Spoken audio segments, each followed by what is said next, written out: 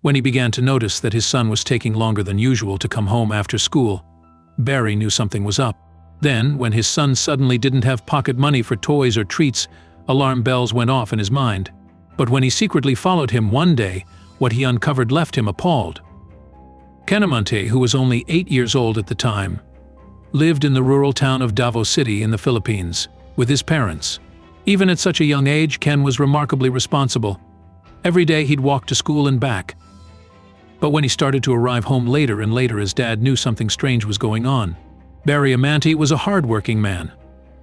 He ran a small business as a car mechanic, but some months were better than others. If he wanted to support his family, he'd have to throw himself into his work.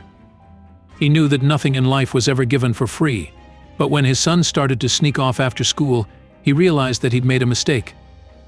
Even though the middle-class family struggled at times, Barry always made sure that he gave his son a small allowance. It was important to teach him the value of money from a young age. But oddly, Ken had been broke for the last 2 weeks. Where was the money going? When Barry discovered what his son was spending his pocket money on, he set off a chain of events that would change their lives forever. After 2 weeks of his son's odd behavior, Barry's curiosity was killing him. Enough was enough. Today, he had slyly left the garage door open while he worked, so that he could monitor exactly when Ken came home. But he was slightly disappointed when he saw his son walking down the drive, right on time. He watched the boy quietly open the gate and rush inside. Just 10 minutes later, though, he reappeared. Ken began to walk back down the road, and Barry noted that he still had his school backpack on his shoulders. But why? The way was sagging told the eagle-eyed dad that it was empty. After giving Ken a small head start, he began to follow him. When the boy walked into the local grocery store, the curious dad watched from a distance and waited for him to reappear. When he did, that suspicious backpack was bulging. Then, Ken took a left turn and continued walking down the road. The corner cafes gave way to pawn shops, scrap yards, and liquor stores as he walked further and further into the bad part of the neighborhood. Barry's suspicions were running wild as he followed him. This was definitely no place for an 8-year-old boy.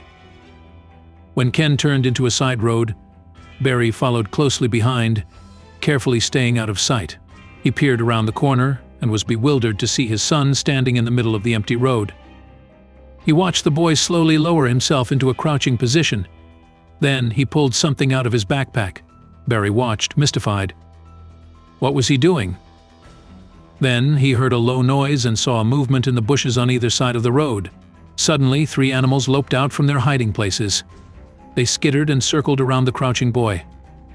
Barry didn't know what to make of what he was seeing. But suddenly the spell was broken. His instincts kicked in and he began to run.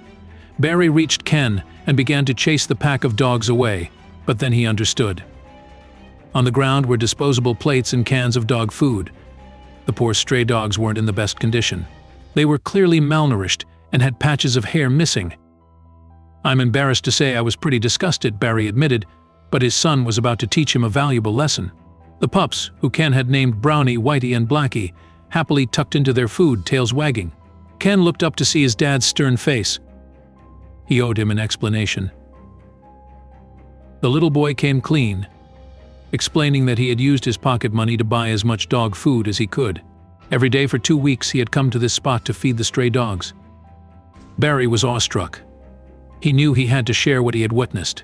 In February 2014, Barry snapped the now famous picture of his son feeding the strays and posted it on Reddit, where it soon caught the attention of animal lovers around the world. My son changed my perspective entirely, he wrote. He was touched by his son's selfless actions, but he was also concerned for Ken's health. So the father and son reached a compromise. As the dogs are strays, Barry was worried that they carry diseases such as mange. He told his son that he would buy the food for the dogs on the street on one occasion. Ken would have to go for a rabies vaccine and carry disinfectant in his backpack. Meanwhile, Barry's post on Reddit was gaining traction. The father and son could never have anticipated the world's response. When Ken told his dad that his dream was eventually to open an animal shelter to look after the neglected animals living on the streets of Davao, Barry laughed at his son's extraordinary ambitions. He gently explained that it would take a lot of money and 20 years before Ken's dream could become a reality. But then, the internet stepped in. After seeing the incredible response to his Reddit post, Barry decided to create a website for Ken, named Happy Animals Club. He also allowed Ken to bring Blackie, Whitey, and Brownie home to take care of them, and soon they were running a small shelter from their garage. Barry helped Ken post updates on his website, and the response was phenomenal.